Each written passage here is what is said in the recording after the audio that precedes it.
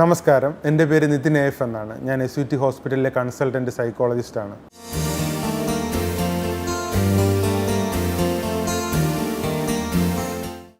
ഇന്ന് ഞാൻ നിങ്ങളോട് സംസാരിക്കാൻ ആഗ്രഹിക്കുന്ന വിഷയം നമ്മുടെ യുവാക്കളിൽ, പ്രത്യേകിച്ച് കോളേജ് സ്റ്റുഡൻസിലൊക്കെ വർദ്ധിച്ചു വരുന്ന വയലൻറ്റ് ബിഹേവിയറുകളെക്കുറിച്ചാണ്. ഇപ്പോൾ നമ്മുടെ ക്യാമ്പസുകളിലൊക്കെ ധാരാളം അക്രമ സംഭവങ്ങൾ റിപ്പോർട്ട് ചെയ്തുകൊണ്ടിരിക്കുന്ന ഒരു കാലഘട്ടത്തിലാണ് നമ്മൾ ജീവിച്ചുകൊണ്ടിരിക്കുന്നത്. അക്രമ സംഭവങ്ങൾ എല്ലാ കാലഘട്ടത്തും ഉണ്ടായിരുന്നു, പക്ഷേ ഈ അടുത്ത നാളുകളിൽ വർദ്ധിച്ചു വരുന്നതായിട്ടും വളരെ വയലൻ്റ് ആയിട്ടുള്ള പല ക്രൈമുകൾ വീണ്ടും വരുന്നതായിട്ടൊക്കെ നമ്മുടെ വാർത്താ മാധ്യമങ്ങളിലൊക്കെ നമുക്ക് കാണാനായിട്ട് കഴിയും. അപ്പോൾ അതെന്തുകൊണ്ടാണ്, എങ്ങനെ പരിഹരിക്കാനായിട്ട് കഴിയും, അല്ലെങ്കിൽ കുറേ കൂടെ സിവിലൈസ്ഡ് ആയിട്ടുള്ള അല്ലെങ്കിൽ ഒരു കൾച്ചേർഡ് ആയിട്ടുള്ള ഒരു അക്കാഡമിക് അറ്റ്മോസ്ഫിയർ എങ്ങനെ കോളേജ് ക്യാമ്പസുകളിൽ ഉണ്ടാക്കാനായിട്ട് കഴിയുമെന്നുള്ള വിഷയത്തെ ആസ്പദമാക്കിയിട്ടാണ് ചില കാര്യങ്ങൾ നിങ്ങളോട് സംസാരിക്കാൻ ആഗ്രഹിക്കുന്നത്. അപ്പോൾ ഒന്നാമതായിട്ട് എനിക്ക് പറയാനുള്ളൊരു കാര്യം എന്താണെന്ന് വെച്ചാൽ, നമ്മുടെ വെർച്വൽ ഇൻട്രാക്ഷൻ ഈ അടുത്ത നാളുകളിൽ വളരെയധികം വർദ്ധിച്ചതായിട്ടാണ് എല്ലാ മേഖലകളിലും കാണാനായിട്ട് കഴിയുന്നത്.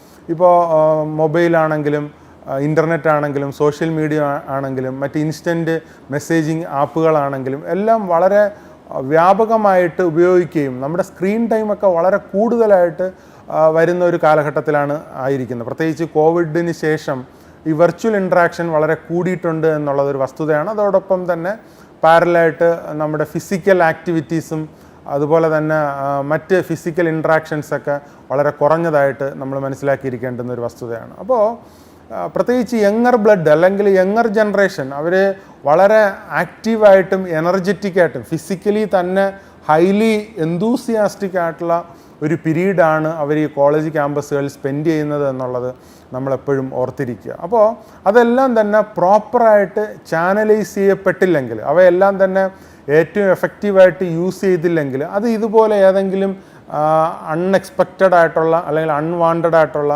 ഇൻഅപ്രോപ്രിയേറ്റ് ആയിട്ടുള്ള രീതിയിൽ അത് പുറത്തേക്ക് വരുമെന്നുള്ളത് ഒരു വസ്തുതയാണ്. അപ്പോൾ നമ്മൾ മനസ്സിലാക്കേണ്ട ഏറ്റവും പ്രധാനപ്പെട്ട കാര്യം, യങ്ങർ ജനറേഷൻ്റെ ഫിസിക്കലായിട്ടുള്ള എനർജറ്റിക് ആയിട്ടുള്ള എന്തൂസിയാസ്റ്റിക് ആയിട്ടുള്ള അവരുടെ അർജികളെല്ലാം തന്നെ പ്രോപ്പറായിട്ട് യൂസ്ഫുള്ളായിട്ടുള്ള മേഖലകളിൽ എഫിഷ്യൻ്റായിട്ട് അതിൻ്റേതായ പ്ലേസുകളിൽ യൂസ് ചെയ്യുകയും ചാനലൈസ് ചെയ്യപ്പെടുകയും വേണം എന്നുള്ളതാണ് ഒന്നാമതായിട്ട് നമ്മൾ മനസ്സിലാക്കേണ്ടുന്ന ഏറ്റവും പ്രധാനപ്പെട്ട വസ്തുത.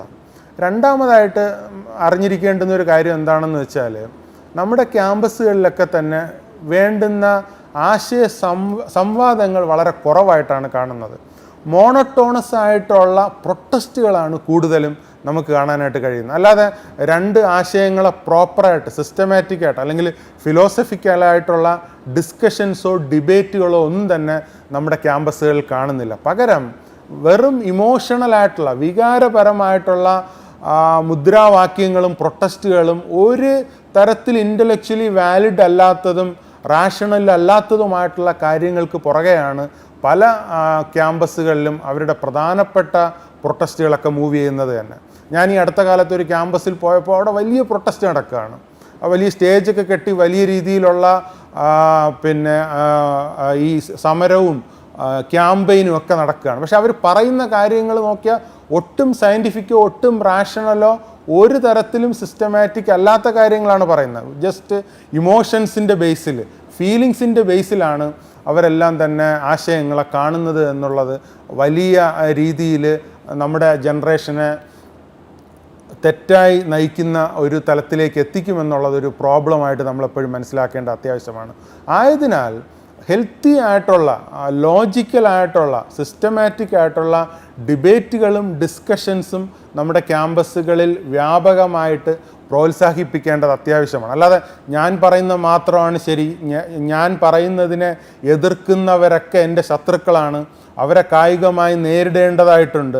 അപ്പോൾ അത്തരത്തിലൊക്കെയാണ് ചിന്തിക്കുന്നതെങ്കിൽ തീർച്ചയായിട്ടും അത് വലിയ രീതിയിലായിട്ടുള്ള വയലൻറ്റ് ബിഹേവിയറിലേക്ക് പോകുമെന്നുള്ള വസ്തുത നമ്മൾ മനസ്സിലാക്കിയിരിക്കേണ്ട അത്യാവശ്യമാണ്. അപ്പോൾ വേറൊരാളുമായിട്ടൊരു ഡിഫറൻറ്റ് ഒപ്പീനിയൻ ഉണ്ടെങ്കിൽ അത് പ്രോപ്പറായിട്ട് ഡിസ്കസ് ചെയ്യപ്പെടുകയും, എൻ്റെ ഒപ്പീനിയൻ ഇതാണ്, താങ്കളുടെ ഒപ്പീനിയൻ അതാണ്, ഒരു ഗുഡ് ലക്ക് വിഷ് ചെയ്തുകൊണ്ട് നിങ്ങൾക്ക് മുന്നോട്ടേക്ക് പോകാനും നിങ്ങൾ തമ്മിലുള്ള ആ ആശയ വൈരുദ്ധ്യങ്ങളുടെ ക്ലാരിറ്റി ഉണ്ടാക്കി ട്രൂത്ത് സീക്ക് ചെയ്തുകൊണ്ട് മുന്നോട്ട് പോകാനും ആത്മാർത്ഥമായിട്ടും ഓണസ്റ്റായിട്ടും സംസാരിക്കാൻ ശ്രമിച്ചാലും മാത്രമേ നമ്മുടെ ക്യാമ്പസുകൾ കുറേ കൂടെ സിവിലൈസ്ഡ് ആയിട്ട് അല്ലെങ്കിൽ കൾച്ചേർഡായിട്ട് എഫക്റ്റീവായിട്ടുള്ള ഒരു അക്കാഡമിക് ജനറേഷൻ നമ്മുടെ സൊസൈറ്റിയിൽ ഉണ്ടാവുകയുള്ളൂ എന്നുള്ള വസ്തുത എപ്പോഴും ഓർത്തിരിക്കുക. അപ്പോൾ ഡിബേറ്റുകൾക്കും ഡിസ്കഷൻസിനും വലിയ പ്രാധാന്യമുണ്ട് എന്നുള്ളത് നമ്മളെപ്പോഴും ഓർത്തിരിക്കുക. ഇപ്പം അക്കാഡമിക് ഇൻസ്റ്റിറ്റ്യൂഷൻസ്, പ്രത്യേകിച്ച് ഹയർ എഡ്യൂക്കേഷൻ ലെവലിലുള്ള ഇൻസ്റ്റിറ്റ്യൂഷൻസ് ഒക്കെ തന്നെ പണ്ട് കാലങ്ങളിൽ ഇത്തരത്തിലുള്ള വളരെ ഓപ്പണായിട്ടുള്ള ഡിസ്കഷൻസും ഡിബേറ്റ്സും വളരെ വ്യാപകമായിട്ട് ഉണ്ടായിരുന്നു. ഇന്നും പല വലിയ ഇൻസ്റ്റിറ്റ്യൂഷൻസുകളിലും ഉണ്ട്. പക്ഷേ നമ്മുടെ നാട്ടിൽ അത് വളരെ കുറവായിട്ടാണ് കാണുന്നത്. അപ്പം ഞാൻ പിടിച്ച മുയലിന് 3 കൊമ്പെന്നൊക്കെ പറഞ്ഞ പോലെ ഞാൻ പറയുന്നത് മാത്രമാണ് ശരി. അത് സ്ഥാപിച്ചെടുക്കാൻ വേണ്ടിയിട്ടുള്ള ഒരു പ്രകടനങ്ങളാണ് നമ്മളിപ്പം കാണുന്നത്. അപ്പോൾ അതൊക്കെ മാറ്റി വെച്ചുകൊണ്ട് ഡിബേറ്റും ഡിസ്കഷൻസും വളരെയേറെ സിസ്റ്റമാറ്റിക്കായിട്ട് പ്രോത്സാഹിപ്പിക്കുക എന്നുള്ളത് വളരെ പ്രധാനപ്പെട്ട ഒരു വസ്തുതയായിട്ട് ഓർത്തിരിക്കുക. അതോടൊപ്പം തന്നെ നമ്മുടെ കോളേജ് ക്യാമ്പസുകളിലൊക്കെ ഉള്ള ഒരു പ്രധാനപ്പെട്ട പ്രോബ്ലം, ഇപ്പോൾ ഒരാളുമായിട്ടൊരു ഡിസ്കഷൻ ഉണ്ടാകുമ്പോൾ അല്ലെങ്കിൽ ഒരു തർക്കം ഉണ്ടാകുമ്പോൾ എന്ത് വഴിയും ഏത് മാർഗത്തിലൂടെയും ആർഗ്യുമെൻ്റ് വിജയിക്കുക എന്നുള്ളതിന് വലിയ പ്രാധാന്യം കൊടുത്തുകൊണ്ടാണ് ഡിസ്കഷൻസ് പോവുക. അല്ലാതെ ട്രൂത്ത് എന്താണ്, ശരി എന്താണെന്ന് കണ്ടെത്തുക എന്നുള്ളതല്ല. അപ്പോൾ അങ്ങനെ മുന്നോട്ട് പോകുമ്പോൾ തീർച്ചയായിട്ടും ശരി അല്ലെങ്കിൽ ട്രൂത്ത് നിങ്ങൾക്ക് കണ്ടുപിടിക്കാൻ കഴിയില്ല എന്ന് മാത്രമല്ല, ഈ 2 വ്യക്തികളുടെ ഇടയിലുള്ള വൈരാഗ്യ ബുദ്ധിയും അത്തരത്തിലുള്ള തർക്കങ്ങളും വർദ്ധിച്ചു വരികയും അതും വയലൻ്റ് ബിഹേവിയറിലേക്ക് പോകും എന്നുള്ള വസ്തുത നമ്മളെപ്പോഴും ഓർത്തിരിക്കുക. അതോടൊപ്പം തന്നെ പ്രത്യേകിച്ച് ആൺകുട്ടികൾക്ക്, മെയിൽ പോപ്പുലേഷൻസിനൊക്കെ തന്നെ വളരെ ആക്റ്റീവായിട്ട് എൻഗേജ്ഡ് ആവാൻ വേണ്ടിയിട്ടുള്ള ഫിസിക്കൽ ഗെയിമുകൾ, സ്പോർട്സ് ആക്ടിവിറ്റികൾ, അല്ലെങ്കിൽ അവർക്ക് ഇവോൾവ്ഡ് ആയിട്ട് എൻഗേജ്ഡ് ആവാൻ പറ്റുന്ന മറ്റ് ഫിസിക്കൽ പ്ലാറ്റ്ഫോമുകൾ ധാരാളമായിട്ട് കൂട്ടിക്കൊണ്ട് വരുമ്പോൾ തീർച്ചയായിട്ടും ഇത്തരത്തിലുള്ള എക്സസ് ആയിട്ടുള്ള, എനർജറ്റിക് ആയിട്ടുള്ള, എന്തൂസിയാസ്റ്റിക് ആയിട്ടുള്ള കാര്യങ്ങളൊക്കെ ട്രൈ ചെയ്യാനും അതൊക്കെ വർക്കൗട്ട് ചെയ്യാനും വേണ്ടുന്നതിനുള്ളൊരു പ്ലാറ്റ്ഫോം ലഭിക്കും. അതുവഴി ഇത്തരത്തിലുള്ള വയലൻ്റ് ബിഹേവിയർ പരമാവധി കുറയ്ക്കാനായിട്ട് കഴിയുമെന്നുള്ള വസ്തുതയും നമ്മളെപ്പോഴും മനസ്സിലാക്കിയിരിക്കേണ്ടത് അത്യാവശ്യമാണ്. അപ്പോൾ നമ്മുടെ ക്യാമ്പസുകളിലേക്ക് നമ്മൾ പ്രധാനമായും പോകുന്നത്, അല്ലെങ്കിൽ യങ്ങർ ജനറേഷൻ്റെ അക്കാഡമിക് ഇൻസ്റ്റിറ്റ്യൂഷൻസിലെ പ്രധാനപ്പെട്ട എയിം എന്ന് പറയുന്നത് അക്കാഡമിക് ആയിട്ടുള്ള, സബ്ജക്റ്റീവായിട്ടുള്ള നോളജ് നേടുക എന്നുള്ളതാണ് ഏറ്റവും പ്രധാനപ്പെട്ട കാര്യം. രണ്ടാമതാണ് മറ്റു തരത്തിലുള്ള നോൺ അക്കാഡമിക് സ്കില്ലുകളൊക്കെ ഡെവലപ്പ് ചെയ്ത് വരേണ്ടുന്നത്.